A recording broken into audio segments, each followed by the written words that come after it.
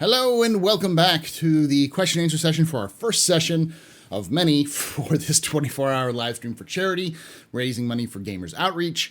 The great charity helps children who've been hospitalized, families with children who've been hospitalized to help them get video games. It's an international charity.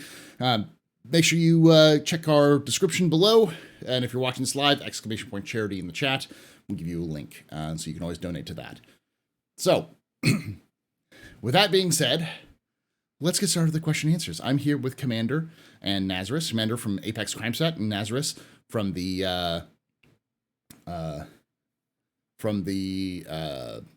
Pathfinders podcast and his own content.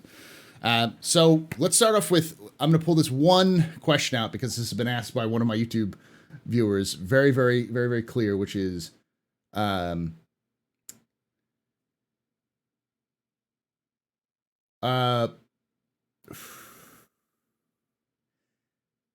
Well, hey, Blizzard. Hi, all right. It's been about 4 hours. Let me. I'm trying to get this specifically. It sounds like it's clear as mud.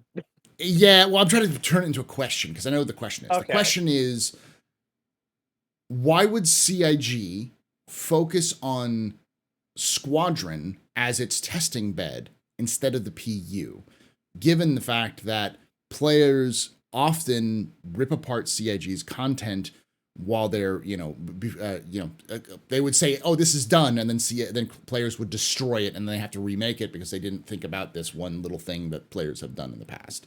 So why this sudden emphasis on Squadron over the PU? And I'll start with you, Commander, on this one. Why do you think they're focusing on Squadron over the PU as a test bed now? Oh, yay. I know nothing about game development. Okay. I'm going, if I were to shoot in the dark, probably because there isn't players that they have to worry about in the PU or the PU test bed. I have no idea. That's my idea. Is players would fuck it up. Okay. Whereas Squadron, it's a much more secure environment where they can manipulate the variables without having to worry about quite as many other factors. All right. Naz? It has nothing to do with players, I think, and it has everything to do with they bring people in from school. Chris is an old game developer. Trying to build an MMO live is a new thing, which has never been done before, and it's hard, it's slow, it's rock climbing. Every mile, every inch is a struggle. If you just go back and build the cake how you have already for years and years and years and years, it'll be much simpler. You have the recipe. You know how to do it. So just do the thing you know how to do and then port all that work over instead of reinventing the wheel. I actually watched a video recently on reinventing the wheel. It's not because it's dumb, but because people have done the hardship already. Just take their work and run with that. And that's the traditional game development. Just do the thing how it's been done before because it's easier. It's been refined for years. Like, they're not soldering chips onto a board anymore to hardware encode movements. They're doing it through software. They have control conventions. That kind of stuff bleeds into all of development. They have conventions for development. Mm-hmm. And being able to, like they said in the last part, the 2-hour Chris talk, was that traditionally it's not make a tier 1, publish it, and then don't worry about the next version.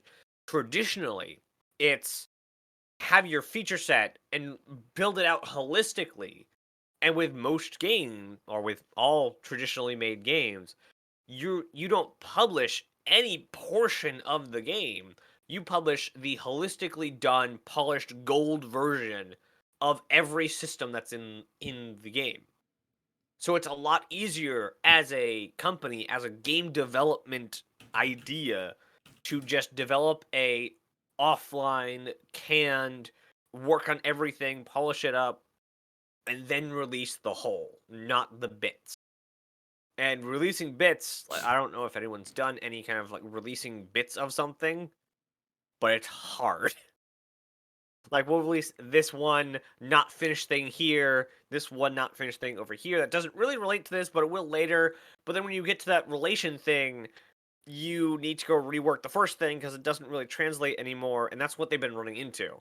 Like, somebody would release the Moby-Glass, and then somebody would release the finances that you can trade, but the Moby-Glass doesn't work with building blocks, so now they have to rework the Moby-Glass to work with build. If they had just done Squadron first, the Moby-Glass V1 would have been in building blocks already, because they would have been up to where they are now. So they would have just done it holistically. They would have already seen, like, hey, this UI system's not going to work. We need a new one. Thrown out the old system, rewrote it in building blocks, and we wouldn't have ever seen it.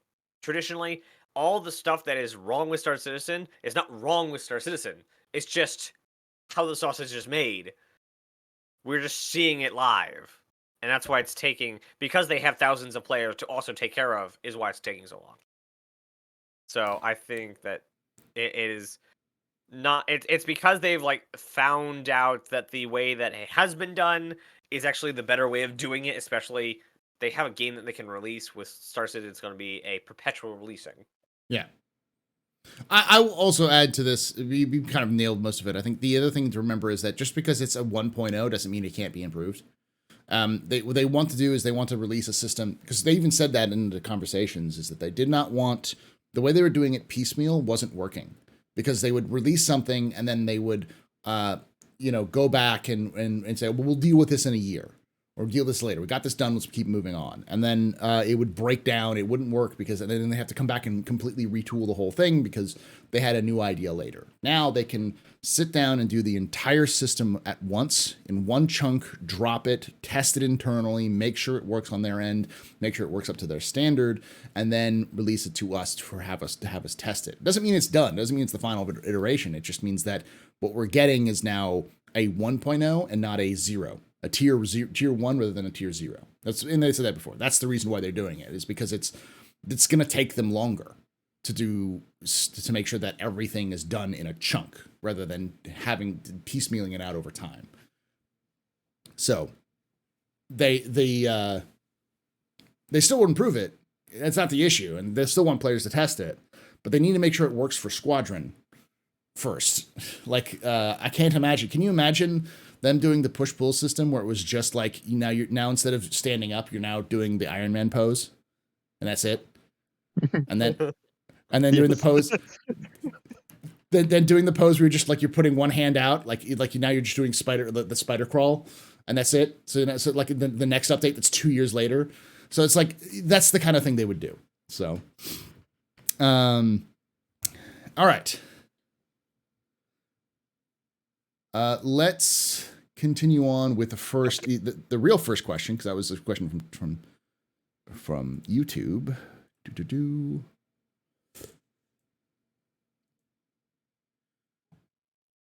Boom, boom, boom. All right. Zal asks, 4.0 UGF artist bothered to make everything 1-to-1, but they showed an interesting mule. Yes. The one with the crane. The crane mule. That means we will be getting a Mule DS or an upgrade mule. Speculations go wild. Commander, what do you think? Oh, probably. Probably. Yeah. I could see it whenever they start looking at base building, having some type of lift that's a ground vehicle that can move objects, would be something that you would want to add. And now they have the mule. It doesn't take a lot of work to build off of that. And Drake's a industrial kind of company, so that seems to be up their alley. Mm-hmm. My conspiracy theory is that it's they want to add in reloading, and they need some sort of way of reloading like the like ground vehicles. So like they need something like reloading what is it called? It's not the Spartan, the ballista. They needed something ballista, so that's just the mule. It's the mule loader, and it's going to be able to, so you can use it to reload missiles on things like so it's secretly for reloading of artillery. That's my hope, my secret hope, because I want artillery in this goddamn game. Oh, you and me both. Naz, what do you think? Do you think we're going to get something like that? Absolutely. I don't think it was an accident. It's there. Concept artists don't make up ships for locations. They pull from what is already there. Like, you can tell, especially in the UGF concept art, none of that concept art was new concept art. That was piecemeal of assets we already have. All of it. Caves, industrial hangars, just all the materials, everything there was already assets that the game has. And it was just kit bashed together. They have said they do this with ships as well. They'll just slap that in there. That looks like a ship that would be there. There we go. If it ends up being a ship that is not released yet, then so be it. And I think the mule crane, I don't know. I mean, they could just call it the crane because mule, crane, they're both, anyway. Yeah, they're both animals. That works. Yeah. It would be hilarious. Like, that would be so Drake. What is this? It's a crane. What do we call it? It's the crane. It's the crane. Yeah, that's Drake's marketing department to a T, which is just like, people would think it's great. Let's just do it. Yeah. Does it mean anything? No. I hate Drake mostly for the memes. I will use their, I will never hate the Caterpillar. It was my first cargo ship. I think the best all around ship still is the Cutlass, the black. I have differing opinions on the variants. Anyway, I love to hate them. But a crane ship, what crane means for Star Citizen, I would imagine, is just a boom arm with a tractor beam on it. Yeah. Why haven't we seen this new mule vehicle? Because tractor beams aren't in. Yeah. When they get tractor beams done, you'll see it. I almost guarantee it. And what are they working on right now? Pretty extensively, to the point where it's almost done. Tractor beams. The SRV, baby. So if that's it, and tractor beams. So I think we're all in agreement. Yes, it wasn't a mistake, and they in fact, he even pointed out the mule later because they had a regular mule for reference, for scale reference. It's like he knew what he was doing. CIG was being cheeky, is what it was. It was an official leak, is what it was. Yes, it was CIG going, "What do you mean?" Yeah, and I like the scale of the hallways and things, how they're mule sized. Mm-hmm. I finally realized, when I saw the mule in the corridor, it's oh, that's why mule. Because the mule in a dock, in a harbor, makes zero sense. Yeah. Even underground. But underground, they need something compact, and they don't need to carry excessive amounts because, as they showed, they have a rail system for that. Yeah. They have cargo train. So the mule makes perfect sense underground, and now I'm super psyched for that. Underground mules. I will chat saying something. I will correct something. Building blocks is in the PU. It's just not. It's not entirely in the PU. Everything works. Everything but your mobi-glass and your HUD use glass, and I think your HUD on the ship, the generic ship HUD is mobi-glass, is building blocks already, but everything else is flash still. Building blocks has been in since the Lorville train. Yeah. That was the first thing to use building blocks. So every new UI after the Lorville train has been building blocks. So that's a lot of stuff. Yeah. All right. Next question. This is specifically for Jin. Naz, Jin asks, Naz, where is your research for the claim that the overwhelming majority of the 1.7 million backers backed for MMO, for the MMO, not Squadron 42? Please show your data and methodology. I'm sorry, I don't have any concrete evidence. This is strictly my experience.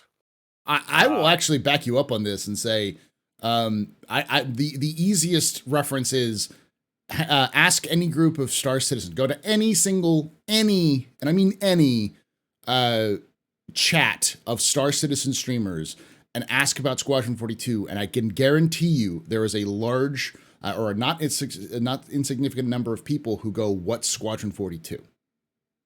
Because there are people who do not know that this game exists, even in the Star Citizen community. And as far as we can tell, there has been a large number of people playing Star Citizen. No one has played Squadron yet. So it's not too difficult to extrapolate that Squadron is not the main source of income for Star Citizen. It is almost, or for CIG, it's almost certainly Star Citizen. And even in the amount of people that's here for Squadron, they still play Star Citizen. There's a very small minority of people who are not playing Star Citizen that will play Squadron. Yeah. Why?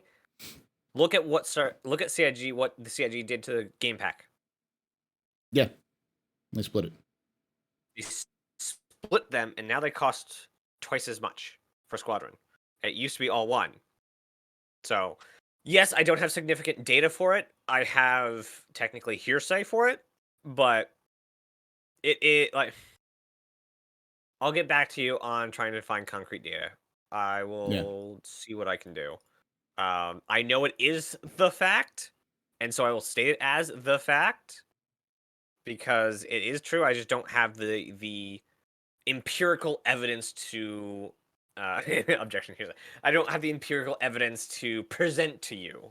I'm gonna say it's fact, and you can fight me because it's an online show. It's my show, and the subtitle of the Captain's Table has always been "We don't know shit." So, come at me. That's all. Naz asks, "How are you doing?" So, Commander, how are you doing today?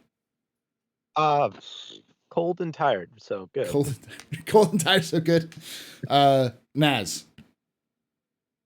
I'm asking myself, how am I doing? I'm doing pretty good. I will probably come off this high somewhere like 3-4 hours after the show, and then I will be in bed. I'm doing okay. I got almost 8 hours of sleep, 7.5 hours of sleep. Getting up early and then got some food in me, so I'm good. I still haven't had a single thing of caffeine, which is fine because I don't want to start abusing caffeine until I get about 12 hours in. So I'd like to clarify. I mean, this high as in being up and being energetic from Star Citizen. And he is not currently imbibing illegal substances, is what he's saying, or even legal substances. Only legal ones. Legal caffeine. I imagine that's like the first of 5 cups today. All right. Cognac 2D asks, look at the thickness of the hull from the first videos on hull scraping and then later on ISC. They show hulls of smaller ships. They are paper thin. Is this it is in the game? Your thoughts on what?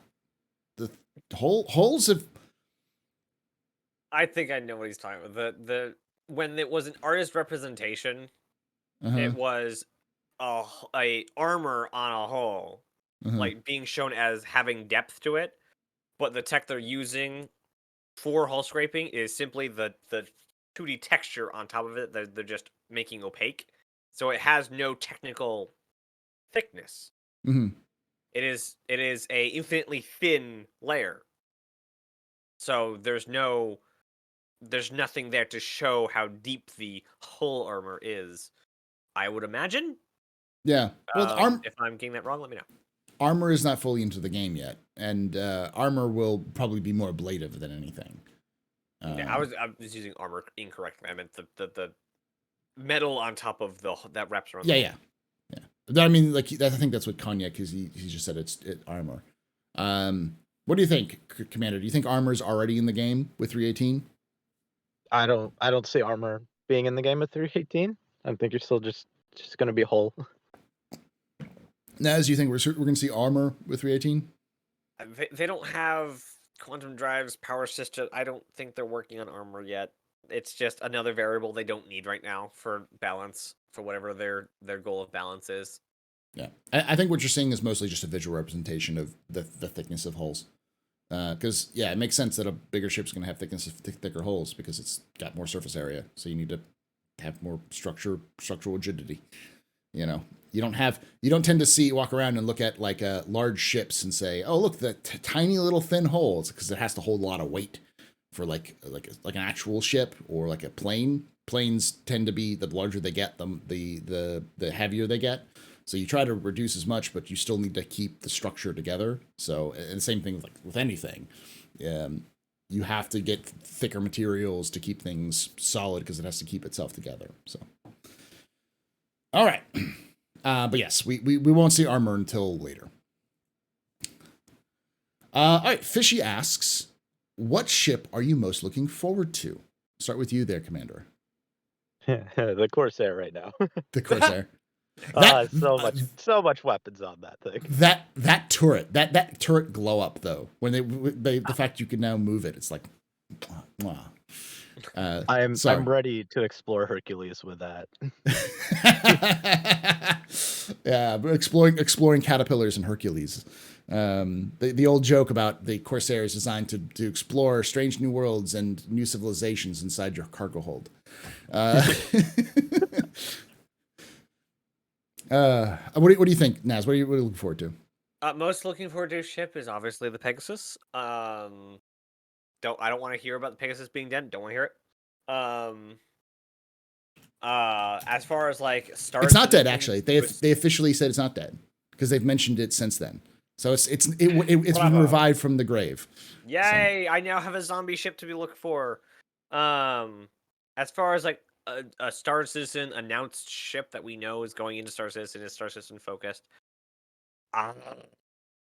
Kraken at the moment, kind of, just because I want something big and base-like.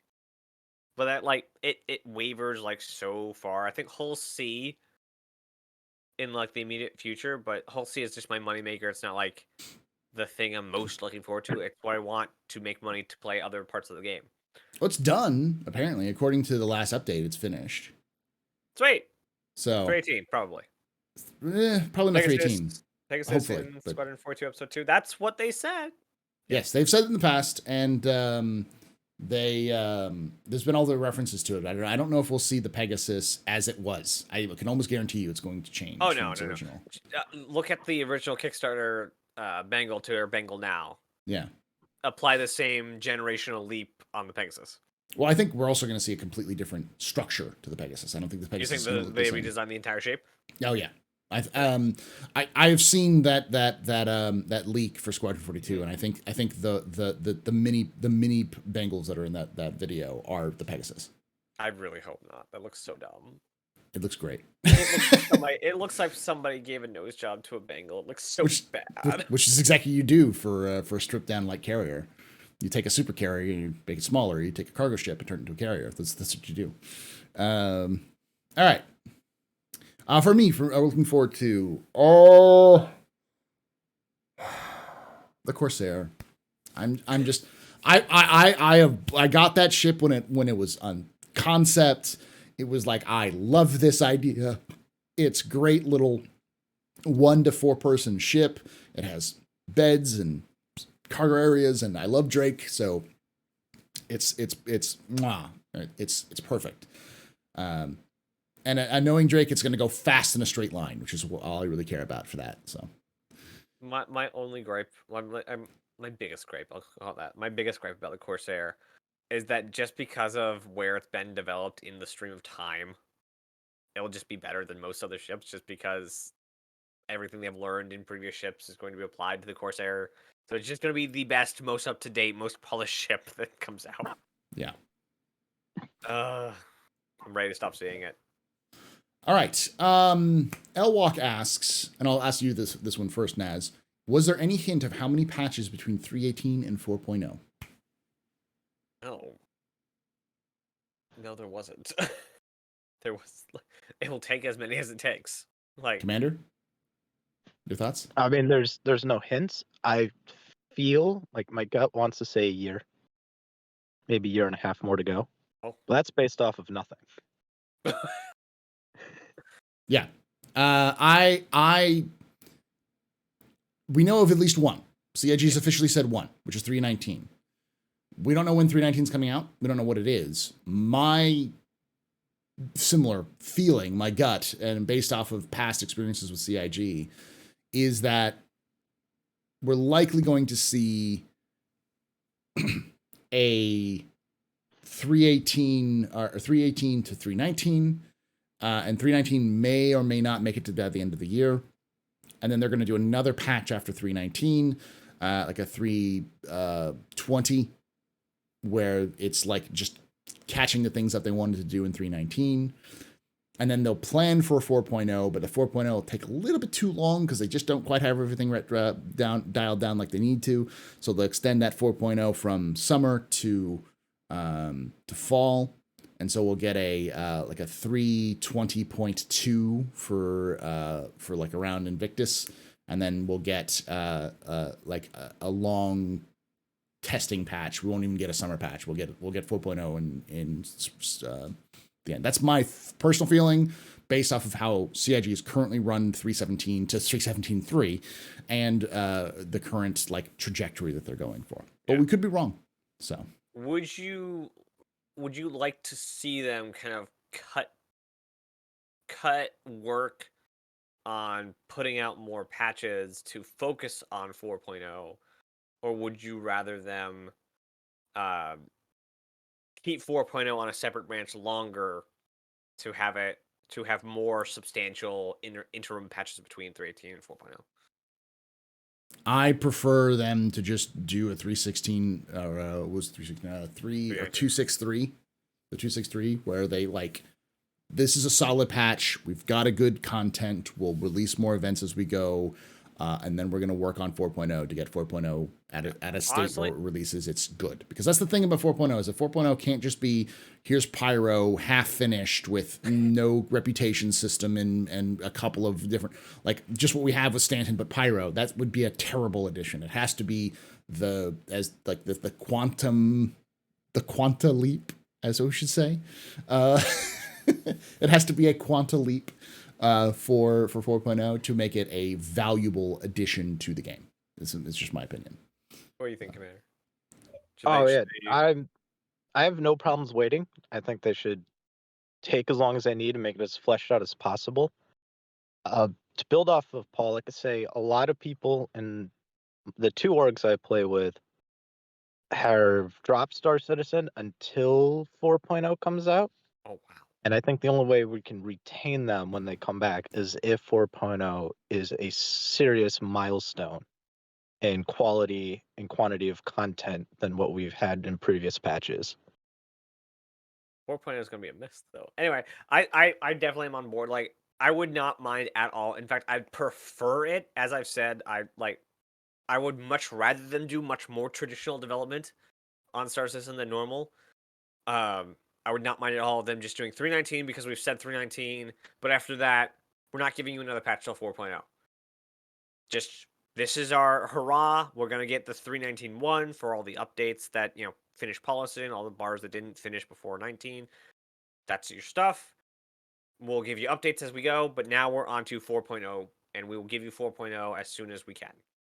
Whether that be summer, spring, summer, winter, fall, winter next year, it doesn't matter. I much rather than just do 319 4.0. Yeah.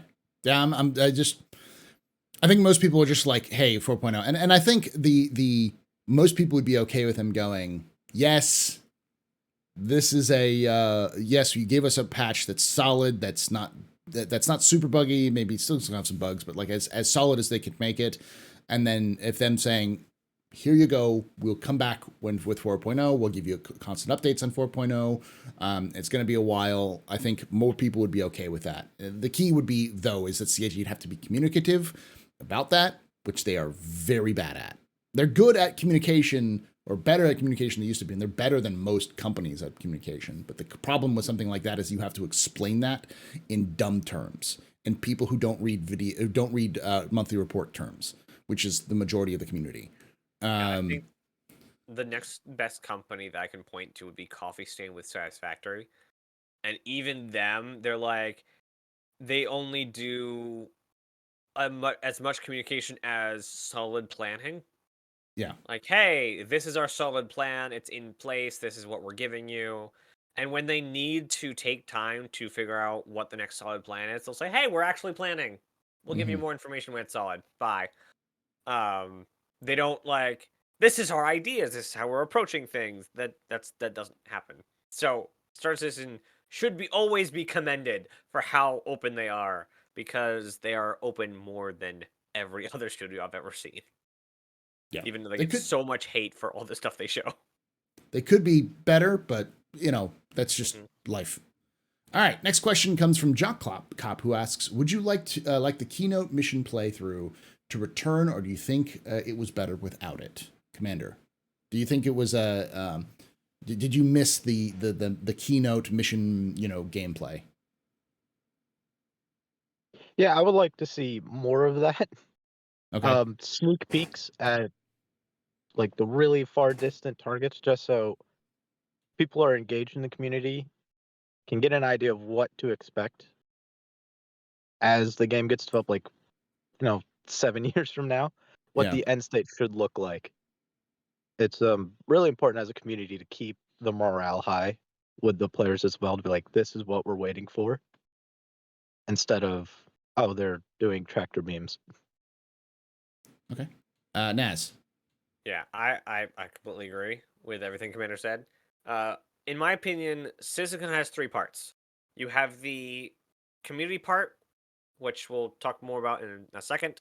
We have the dev part, which is it's their chance to stop working and start interacting with as many community members as possible, and it's a publicity part. So they get their sizzle reels and things in front of the wider internet.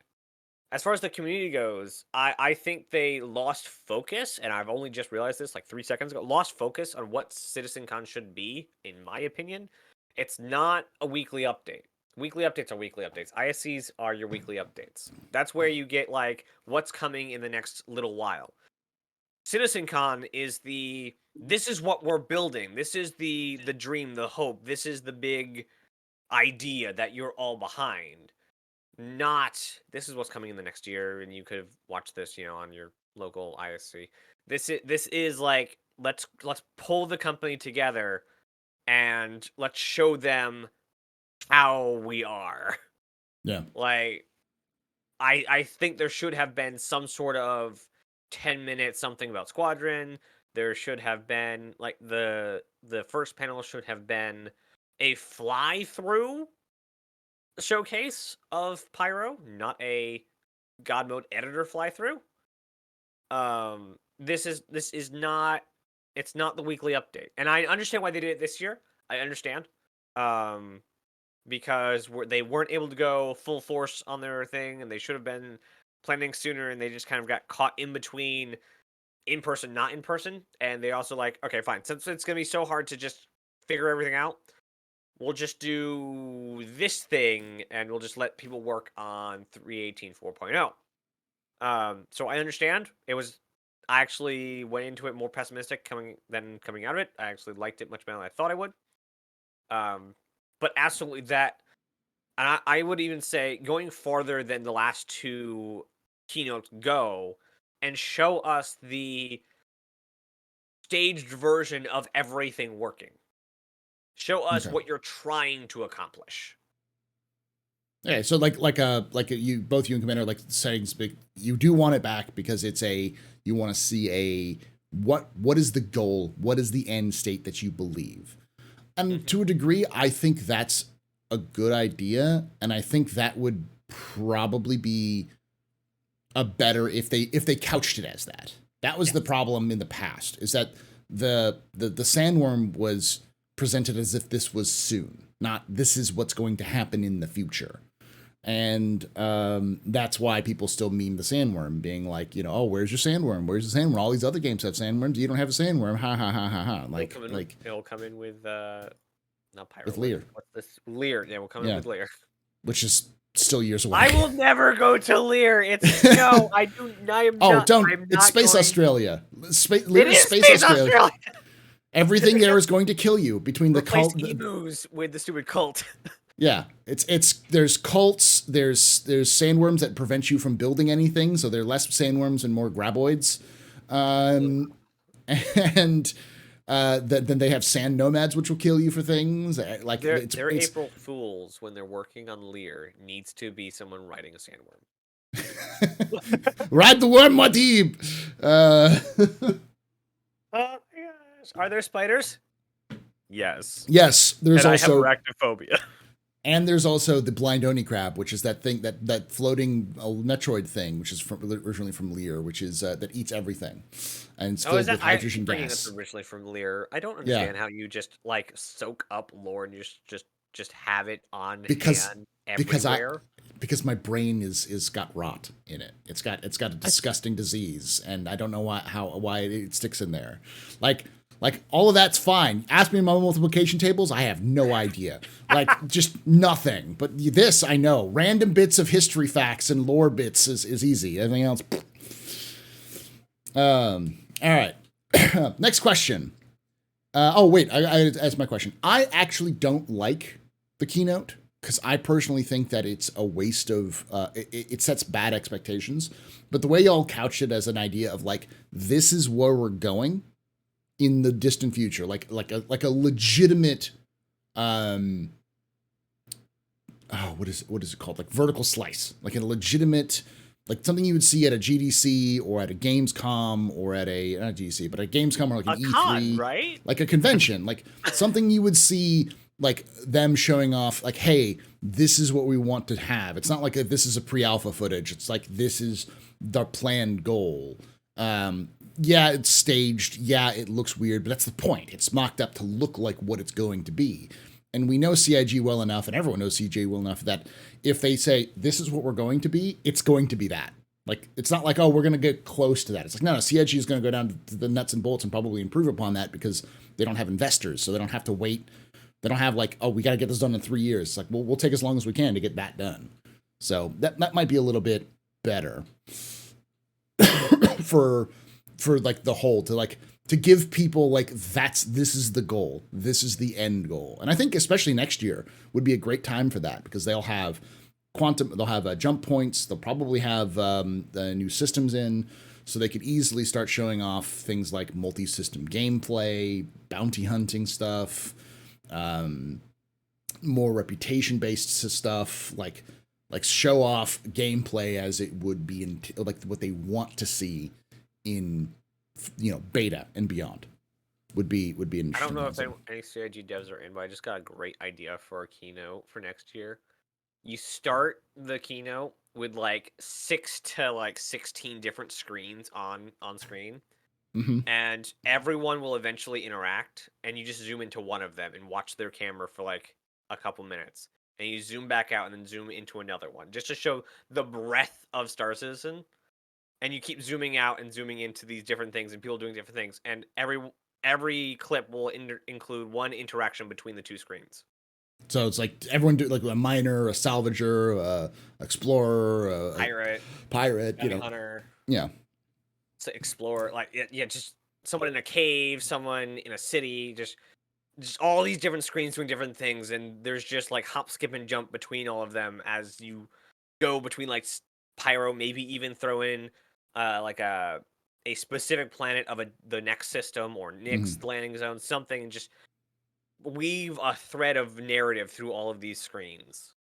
Yeah, I just think the idea of seeing that in the like the end state in terms of because that's the other thing that a lot of people I think lack is they understand. It's like because this is a question I get often when I stream, which is what is this game? What is this supposed to be? And everyone's going to give you a different answer.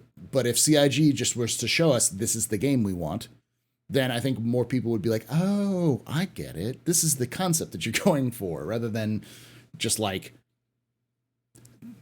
imagine, instead of imagine, it's concrete. Like This is what we want. This is the game. So yeah, where they started the Kickstarter with, I want to build a game, let me tell you about it. And then the Imagine trailer was, can you imagine what we want to do? The keynote is, let me show you what we're trying to do. Yeah. We have the technology.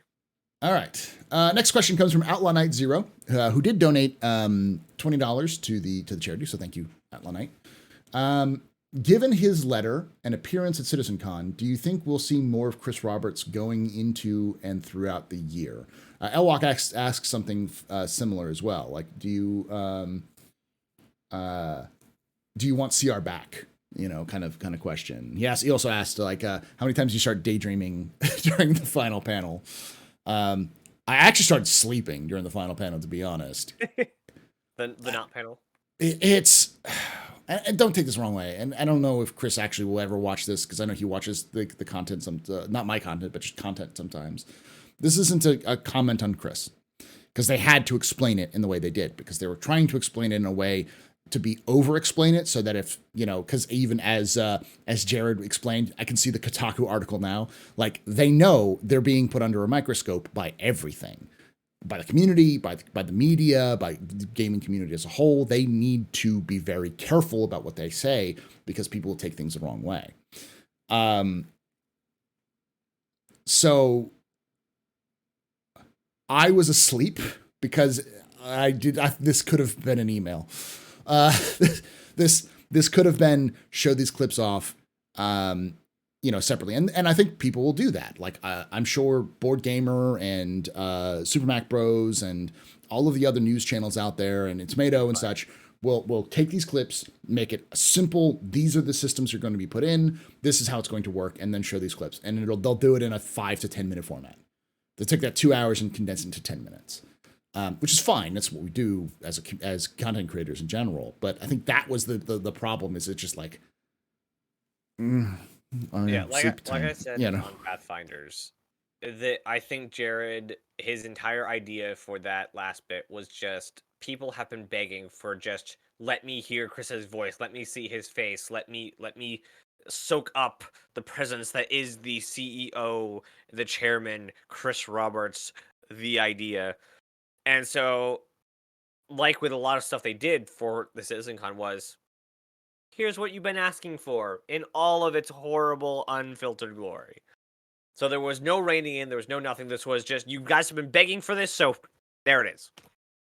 And so normally when like, I think in a couple other things, especially I think like Pillar Talks and things, there's editors where they cut out stuff, they edit it together so it's, a little more concise. Mm-hmm. I think this was just unpurposely he was just hands off with everything Chris said. And I think that's by design. Not that it was the best design, but it was by design.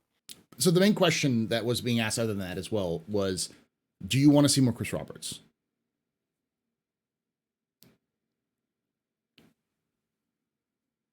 More regular Chris Roberts. I think a yearly thing from Chris is okay. Mm-hmm. I don't think we need to see him quarterly. He has a lot of work. Obviously, he's been hidden away for a while. He's doing something, and it's not sitting in his yacht. I don't know if he has a yacht. He might. I don't know. More Tony Z. Tony Z can only come on a couple times because when he does show up, he has very large projects that have so much breadth and depth that if he was to come on every quarter, it'd be, yes, we're working on a thing that we talked about 2 years ago. It's still the same. We're just working on it. So he can't come on that often because there's nothing to tell. Like, if he came on this CitizenCon, it would just be, we're working on the quantum system that we've had already 2 presentations on. We're just doing it. Chris, because a lot, I don't actually know how much of the backer community is here because of Chris as a factor, not as the major factor, but as a factor. I think just a yearly check-in, a yearly, like, even if he's just hosting or co-hosting or makes an appearance in CitizenCon, I think that's enough. As long as it's yearly. Okay. Commander, your thoughts. Do you want to see more or less of Chris? I don't care about Chris at all. Oof. I've actually never heard of him before I bought this game, and I didn't hear about him till like 3 years after when I saw the Wing Commander movie. Which honestly, is a great way of introducing Chris, by the way. Yep. I'd rather they take his, was it 2 hours? I remember it was 45 minutes, and I looked at my wife and I was like, "This is boring. Let's continue hiking." Yeah. But I'd rather they took his time and they gave it to other development teams. I would have liked to see like what sound design was doing, or just expand the panels that they had to go more in depth. And I would be more than satisfied if I just got a letter from Chris on like the state of the game and state of CIG once a year. Yeah. So I said something about the fauna. I just want to make sure that I say this here. Chris, the reason he shushed, I forget who it was that said creatures, is Chris is very much the reason he went to Hollywood is because he's all about showmanship. Mm-hmm. And he doesn't want to, oh, by the way, we're like, working on deer or whatever. He wants to like, you have creatures now. Yeah. He wants it to be a thing. He wants to show it off. He wants the concept art. He wants to show the newest, the finest, the most refined ship. This is your new shininess. He wants there to be shock and awe. He wants the presentation. So that's why he's like, no, we don't talk about that. He wants the thing. Mm-hmm. The presentation. I do not want 10 for the chairman back. I'm gonna say it right now. 10 for the chairman was boring. It was repetitive. It was just not informative. I would honestly like a Chris Roberts quarterly report. Maybe not Chris Roberts quarterly on camera, but quarterly like this is what we did this last quarter. This is what I'm looking forward to. Boom. Because I think that would shut a lot of the older backers up. Because I think most people these days are more like Commander in the sense that they don't know who Chris Roberts is. They didn't buy this game because it said a Chris Roberts game. They bought this game because, hey, this is a cool idea. And I think to a degree, Chris likes that. Because people are buying into his vision, not him. Yeah. Which is a huge deal. Because there's so many people out there who will talk about like, oh, Chris Roberts this, Chris Roberts that, but I think the average person doesn't care. Like, you want to listen to Yogi, you want to listen to Tony, you want to listen to Todd Pappy, you want to listen to Jared, you want to listen to Jake. Like Jake has an because he's a community manager, is a huge in like Galactica and Xylo, and all of these folks have a huge impact on the community because they talk with us all the time. Yeah. They're our point of contact, and they're the people who kind of give that show. And I think they give us a lot more people trust in them and look at them a lot more than Chris these days. That's not to say that we should see Chris pushed off to the side, because Chris Roberts is still the guy who makes all the decisions. And he's, as you said, Naz, he's in the trenches. He's not just sitting there on a yacht. He's coding. Yeah. When I backed the project, I didn't know who he was either. Yeah. But my joy for the game is he is now a factor in it, because I said, wow, a space game. This looks amazing. Who is Chris Roberts? Yeah. Chris Roberts is the guy who invented space sims, co-invented space sims with Elite Dangerous and the developers who made that. Mm-hmm. Elite came first. Chris did it better. Yeah, not Elite Dangerous. He didn't co-develop, but yeah. No. Wing Commander. Elite Dangerous came first. He did it better. Yeah. And he has such the pedigree that Tony Z and all the other developers did not come up with Star Citizen. No. Chris came up with it. But all these other developers are making that high space sim idea detailed. So if you like the game, you like that Chris is a part of it because it's here because of him. Mm-hmm.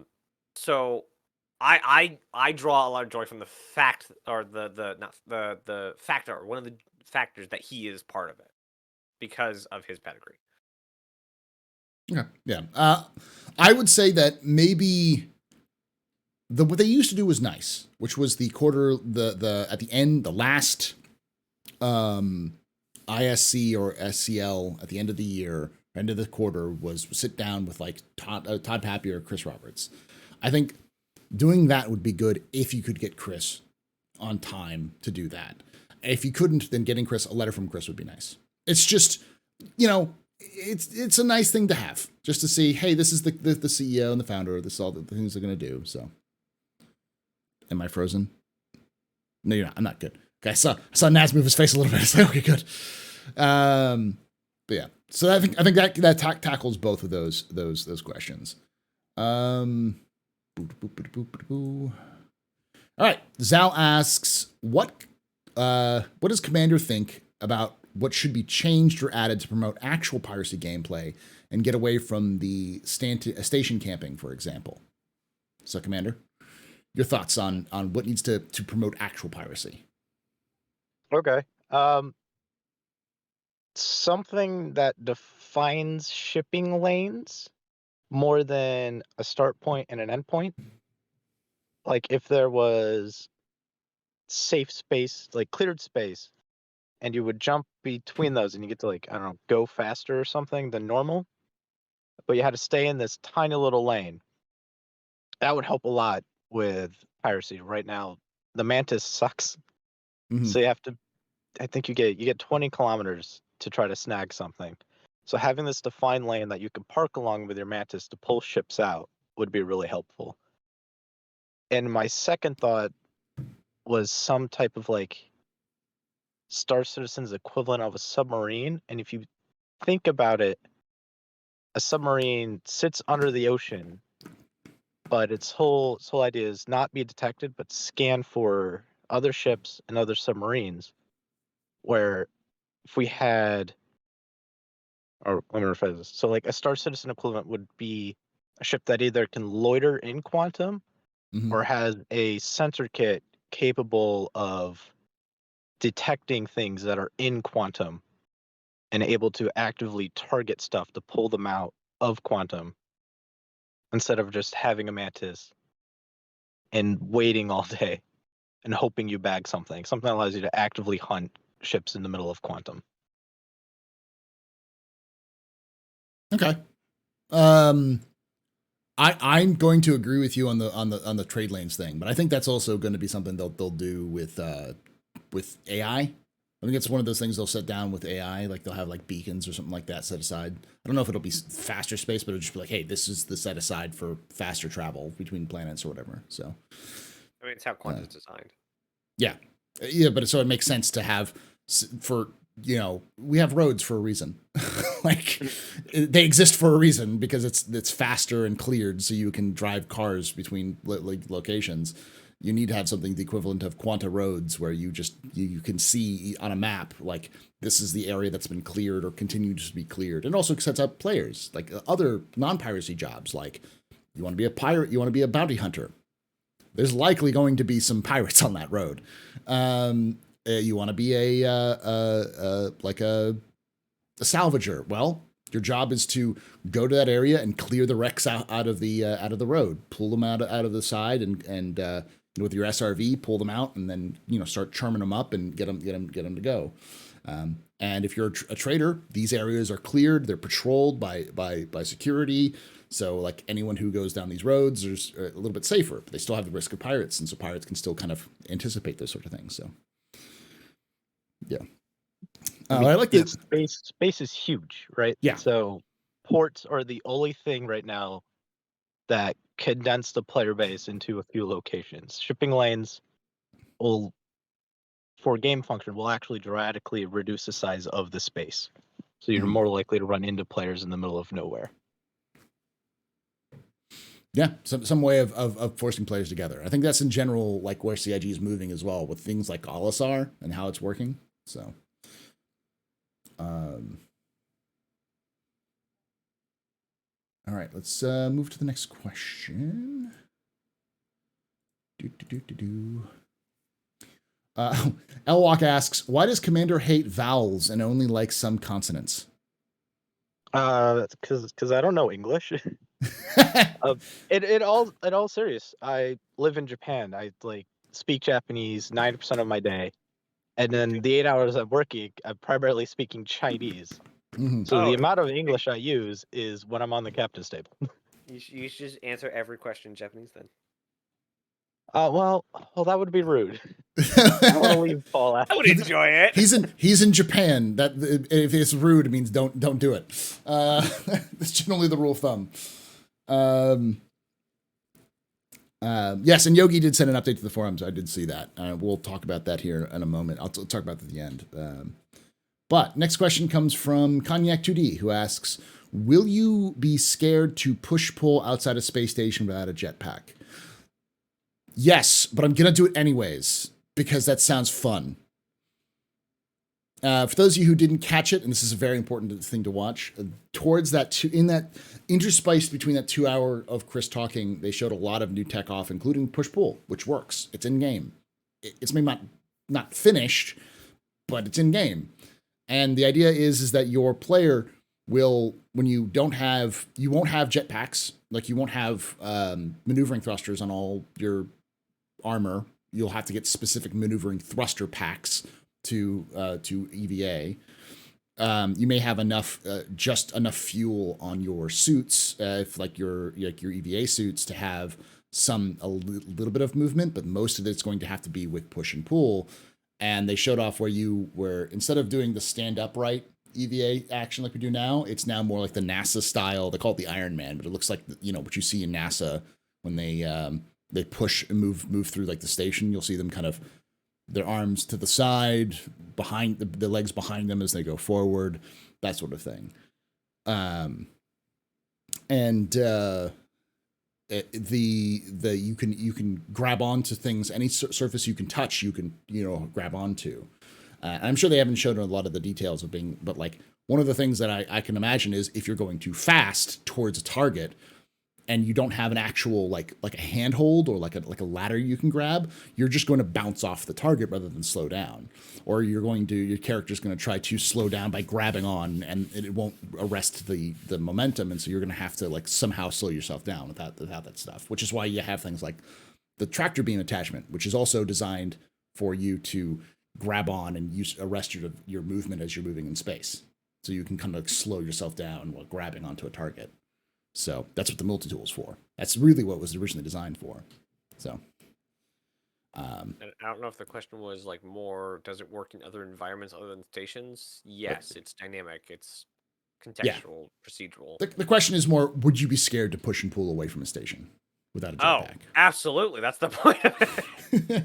That's the whole point of bringing back zero G EVA to the game is you won't stop moving. Mm-hmm. You just go. That's like they're bringing that space fear back into the game. You can't just infinitely just have free reign over all of space.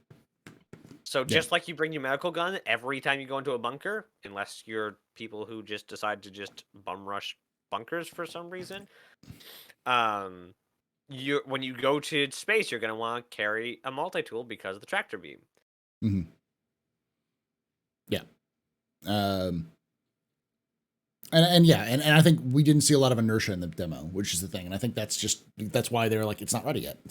We haven't gotten all the stuff programmed in yet. But they also showed off the parkour, star parkour going on. So I think that's going to add into the whole movement system. So, and they said specifically in the parkour demo that the inertia is not there. The inertia is not dialed in yet. So because they should have had a lot more oof over those walls and onto that ladder. It should have been and then up. What do you think, Commander? Would you be afraid to push and pull without jetpacks? Yeah, I mean, yes. But that's the appeal of space. Is it's an incredibly hostile environment, and no one's going to be able to help you. So if you mess up, you're dead. Mm-hmm. So yeah, anytime you EVA, there should be a bit of fear. But that also makes a EVA gameplay engaging to have. It also sets up a skill, I think. If you're good at EVA, you're good at EVA. Like knowing how to EVA properly using as minimal amount of fuel as possible to get what you need to do and return. That's a skill. Like it's a skill you can do in other space games, and like Kerbal is a great example of that. Like you learn when to turn on your jetpack and when to turn it off, because you don't want to like waste too much fuel. And if you can go EVA without using a jetpack and you can use handholds to get yourself around, it's a lot better because then you can save those EVA for other serious issues. So, and that's cool. More fear of the black and more expanse in my Star Citizen, please. So what you want the expanse? Not the Expanse, not a ship. The TV show in the book. Still the worst named ship in the game. CIG and their names. No, actually, no. The Reliant is the worst named ship because the Reliant is not reliable. Well, it's named after the Reliant Robin. Robin, yeah. Yeah. Like I really which want is in itself a wonky thing. So. Yeah, it's aptly named. All right. Cognac 2D asks, last one I promise, your most pessimistic and most optimistic thoughts about Quanta, which was absent in CitizenCon.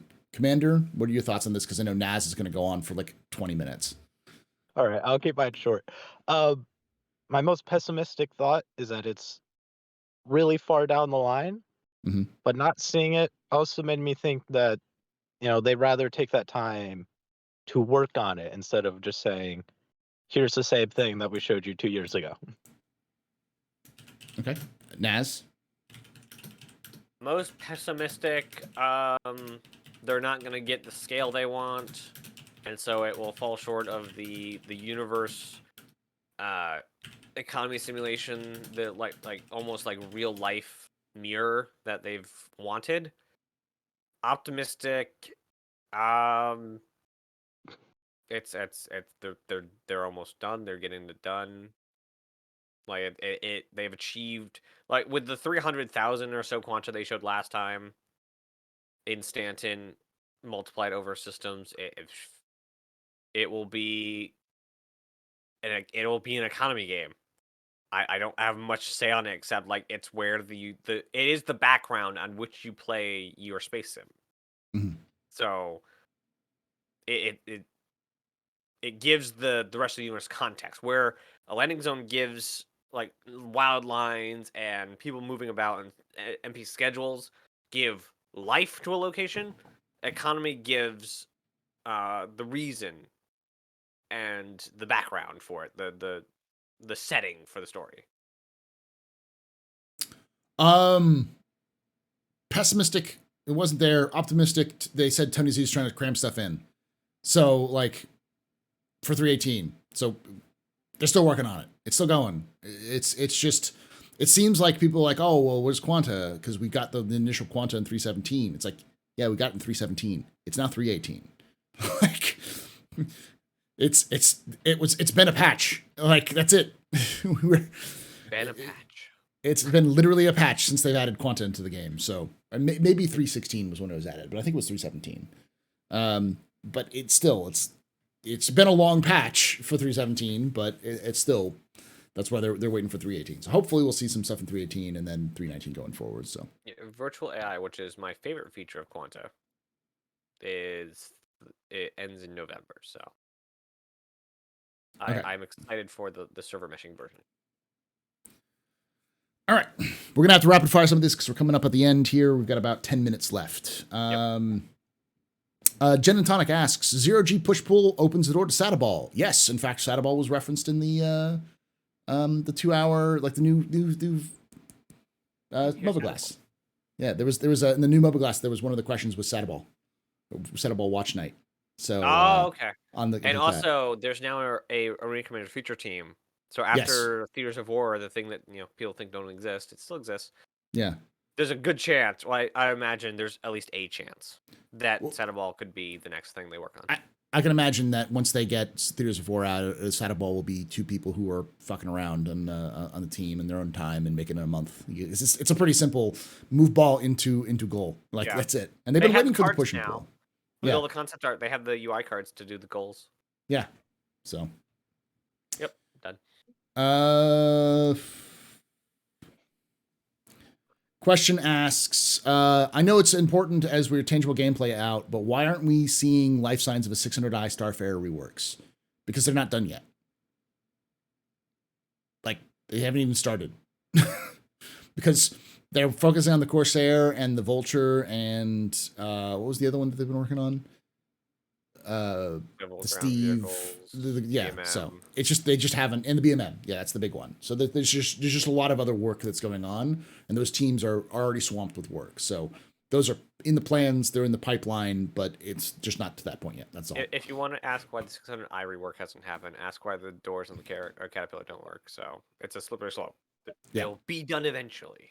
Yeah, it's just they don't have time. I'm pulling through some of these other YouTube questions if I can find them.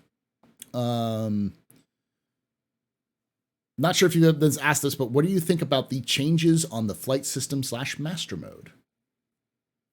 Commander didn't see the section, so I'll just ask Nas about this. Oh, okay. We're Unless you here wanna- again. Did you watch it, Commander? No, I haven't seen it yet. I just Okay. wanted to talk out of my ass. Like we've been here before. Though I've seen some criticism on the my favorite feature, so we'll actually have to see how it actually gets implemented. I hope what happens, and this is like the best case scenario in my mind, is they do exactly what they said. They get slammed for it when it comes out, and they go, wait. There's some valid points here. Let's rework it. And then the next patch, it comes in with this edited version, and that's what we move forward with. They don't do what they did with hover mode. Like, we got a great idea. Here's hover mode. Everyone hates that. Hover mode's gone. We're not doing that anymore. Yeah. Like, no, I got so good with that. I loved that thing. Stick to your guns. Some update as well for people who are really concerned about it. Yogi did say, and I'll read this directly. We really didn't have time to cover all the aspects of the changes. Here are some details on the shield interaction. When you swap SCM to QCM, your shields will not instantly blink away. I'm not sure if that was visible in the videos, but they collapse fluently while the quantum drive spools up. So if the mode swap has achieved 50% of your shields, will be down by 50%. So if the mode swap has achieved 50% of your 50%, your shields will be down 50%. However, the shield health you had before is not completely lost, but dumped into a reserve pool. The max amount being a property of the equipped shield generators. What remains while you are in QCM, when you swap back to SCM, the shield health is immediately pumped into the shield faces. This takes a couple of seconds, but unlike normal shield regeneration, that process cannot be interrupted by weapon impact of any sort. So ships get part of their defense capabilities back after some seconds. Hopefully it clears it up. So it's not an instant blink your shields away. It's that as your quantum pulls up, your shield moves down to the point where your quantum is 100% and your shields are 0. Once you get to that point, you can leave. But those shields are then moving into a capacitor bank that when you switch from quantum mode to SCM, your or standard mode, I guess it is now, your shield instantly go whoop and cannot be reduced because it's just an instant bubble formation. I absolutely love the. I think this version of the I forget what they called it before, the Super Cruise, whatever it was, Quantum Cruise. I don't forget what they call it, but it's Super Cruise. It's just Super Cruise. The Super Cruise mode they had before. Basically, because it used to be, because the old version was SCM, do dog fighting, switch, fly away. This gives a reason to not and consequences for it. And I really, really like that switching to QM drops your shields. Yeah. And I think I like I said, to the 2 points I had was I think this will actually give CR the cinematic look he's going for with SCM. And also, this is not Paul's game. This is not Nez's game. This is not Commander's game. This is Chris Roberts' game. So whatever the heck they're doing, they just need to do it and piss off the people they're going to piss off, make nice with the people they're going to make nice, and just stick with it. Make the game. Stop like, oh, we're going to put this in. No, we're not. We're going to put this in. No, we're not. Do the thing. Like, this has been, like, the Super Cruise has been in conjunction with Squadron, so that makes me very hopeful for this version, because they're not developing Quantum, Quantum Mode. They're developing Master Modes for Squadron. Yes. So they've already worked this out. It already works great in single player. This is just teasing on how good it's going to work. So yeah. I'm hopeful. I'm glad. I'm happy where you've arrived back at something that they seem to already have. So they probably have a much better idea of what they're doing this time. Yeah, and the other thing that's important to remember is that for me as a lore person is that it's a lore friendly explanation, which is you need to build a quantum bubble, which they're going to be showing more often. So you're actually going to see the bubble around your ship, the warp bubble, if you're a Star Trek fan.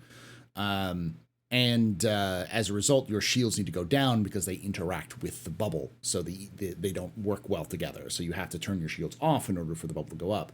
but it's not like an instant like boop boop. It's like as your warp bubble goes up, your shields are going to go down to the point where they reduce. So it makes a little bit more sense. And they have lore reasons for it. Yeah. So there's lore reason for it too. So there was another question in there, which was about, this news post, frankly, it's bad change simply because it deactivates shields and guns. If you get interdicted, you're defenseless. And the answer is, according to this post by Yogi, which happened today at 5:30 a.m. my time, so a couple hours ago, he said that's not the case. Your shields will go immediately back up if you switch into SCM mode, if you get interdicted. So your shields will go boop. It's mostly to prevent you running away. So there's a risk to running away. They want you to be sure you want to get engaged in a dogfight, and then be very darn sure you want to leave. Yeah, and for you two folks who are asking questions, it's not that I don't want to answer your questions. It's that I don't have any systems set up, because I usually don't stream to YouTube and Twitch with this captain's table. So I have a different system set up. So that's why it's harder for me to do both. And there was another question on the Twitch as well for that same thing. Next question comes from Fishy, who asks, do you think slavers will have the ability to intercept their respawns? No. What would that even mean? No, that's not how respawn works. Your imprint is, they could probably force you to imprint on one of their their regen beds if they have a regen bed, but no, they won't be able to stop you from regenning if you need to. You don't. Your consciousness does not quantum back to the Ibrahim sphere. Mm-mm. The Ibrahim sphere is just psychically linked to your body, and the second it goes off, it turns on. Yeah. So there's no travel for anything with respawn. There's no. It's not like a. I think they may be able to force you, but they won't be able to stop you. Yeah, they maybe you can hack a hospital to get Ibrahim data. All right, next question comes from TFFS Pastor Mac 1, who asks, from question at the AstroPub, do you think armor works similar to real life, where if the caliber of the weapon doesn't produce enough pen, it won't penetrate? And if it does, do you think that armor angle will play a role? Yes and yes. They said both. Yep. Armor is ablative. So this isn't something that you're going to be putting on your ship and it's going to stay like that forever. The whole job of armor is to be destroyed. So it's going to be a little bit more like tank armor, like reactive tank armor, than it is going to be like body armor. And the function of that is already in game. A size 1 weapon cannot take down an Idris, no matter how weak it is. Yeah. How weak the Idris is. It will not do any damage because just the caliber. There's no amount of force that gun can put out to dent the Idris. The Idris, yeah. And they've even talked about that they will calculate the caliber and the speed and the angle that things are being shot at. And they also said that's the reason why the best weapon to attack an unarmored vessel is ballistics. But if there's an armored vessel, it's lasers, because lasers will burn through the armor, because the energy weapons will literally just burn the armor away. So, a size 1 may not penetrate the hull, but it will slowly chip away at the armor. So it's kind of like, think of it as your lasers are like a torch, and like a blowtorch, and you want to pull the armor off of first before you get to the gooey insides with the rest of your weapons. And that's why it's taking them a long time. They have the calculations, they have all that stuff, but they have to calculate all of the armor, the damage types that can exist. I think John Crew at one point said there were 50 or 100 damage types that they had listed out that they were trying to figure out, like radiation damage, fire damage, chemical damage, different types of chemical damage, acid damage, those sorts of things. Because it's not just combat that's going to impact your ship, but flying inside, like, for instance, Aberdeen, I think is Fart Moon, right? It's the one that's super caustic, the one that has the yellow atmosphere. Yeah. That's going to eat your ship's hull away if you're not careful, because it's caustic. It's literally going to eat your ship. and your life support systems. So like you won't be able to go out into there for very long. That's just not in the game yet, but that's an example of why damage and armor and such matters outside of combat, which is why they haven't really worked on that. The atmospheric and the environmental impacts. CIG has been very clear that they want the world to be scary. They want their world to be dangerous and have like just surviving will be a struggle if without the proper resources and planning. So like, why do you get an exploration ship? Because it's got range and it's got better resources to handle those scary situations. You're not going to be armor. Yeah, the Carrack has armor. You're not going to be exploring in your Arrow because it's built for combat, not built for handling Venusian worlds. You're not going to be exploring solar entities with a forgot the Drake ship again. Corsair. Yeah, it will work better for some issues, but not others. So, yeah. All right, that's the last question because Naz has got to go. And Commander, it's what time is it there right now? Is it like afternoon? It's 10 at night. 10 at night. So he's got to go to bed. He's got to sleep. So thank you both for joining us and hanging out with us. For the rest of you, stick around. We'll be continuing on with this 24-hour stream. And if you're watching this on YouTube after the fact with this little section specifically, I want to thank you for watching. Make sure you check out Apex Crime Stat and Nazarus YT on Twitch and Naz on YouTube, and look up the Pathfinders podcast. And join us live on Saturdays. Make sure you're subscribed to the channel. Hit the like button if you enjoyed this to spread the word. Comment down below. I want to hear your own thoughts and questions. Your own thoughts on these questions. Your own questions. I read every question. I don't necessarily respond to every question, but I read every question to try to keep it nice, because I don't like being the people saying mean things. It's just really grating. And like I say every time, hope to see you someday in the black.